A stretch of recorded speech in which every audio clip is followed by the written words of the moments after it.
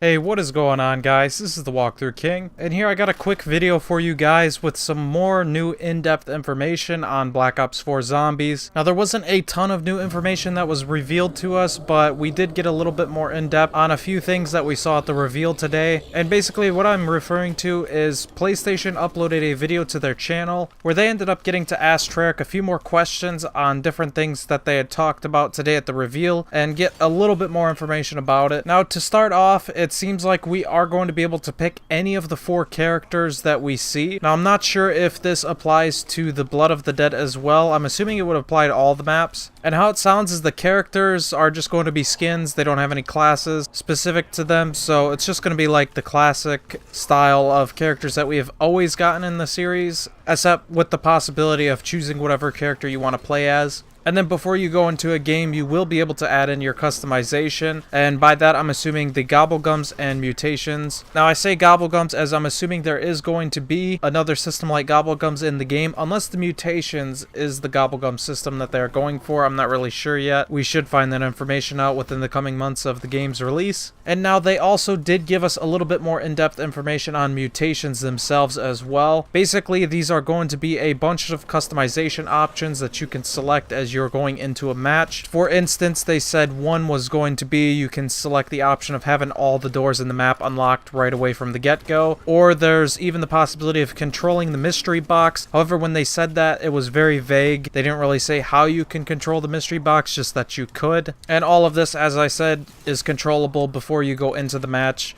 Over 100 options that you can control. And now they did ask if there's going to be a randomizer as well to just randomize all the options, as 100 options is a lot they brought up, and that is true. And they said that they did not want to add in a randomizer, as you could get the possibility of just having a ton of bad mutations, so you don't really get a fun player experience in that game. Now, of course, this is all subject to change, as we're still like, what, 5 months out to release? Then they went on to talk about the authenticity system that they brought up on the stream. And well, basically this is just going to be a website that you can go to and put in your username and a special code that you'll get from in-game, and that'll generate an image for you that will say you completed this map and you got to this round and you had these mutations on. So that way challenges and the zombie record sites and all those will have a really easy time of just getting an image from you, so that way you don't have to go and upload a couple hours worth of footage. Then they went on to talk about the limited time challenges. They did not really say much about this at all, and I'm not sure why. Basically, they did say that there's just going to be incentives for doing them that'll help out your overall profile. And now my own personal take on this is that this is exactly going to be the system that we've gotten in Infinite Warfare as well as World War II, where there's daily, weekly, and monthly challenges. And we'll end up getting like supply drops and things like that. That's why I'm not really sure why they didn't really go in depth or even talk about them or want to talk about them, because I can't really see it being too different from the current systems that we've seen in the previous 2 games. However, this is Treyarch. They could do some really crazy idea with this and just completely change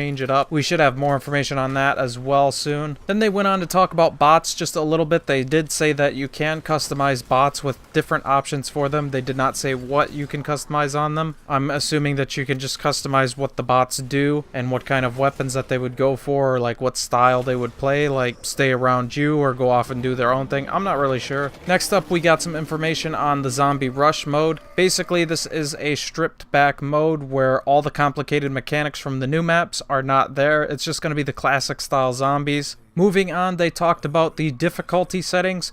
Now, there are going to be 4 different difficulty settings. There's going to be an easy, an intermediate, advanced, and then a killer, as they described it, difficulty mode, where it's going to be for the most hardcore of players, and it's going to be extremely difficult. Then the last thing that they went on to talk about was the mutations. Once again, they said that it'll work on all maps, both the new and old story maps.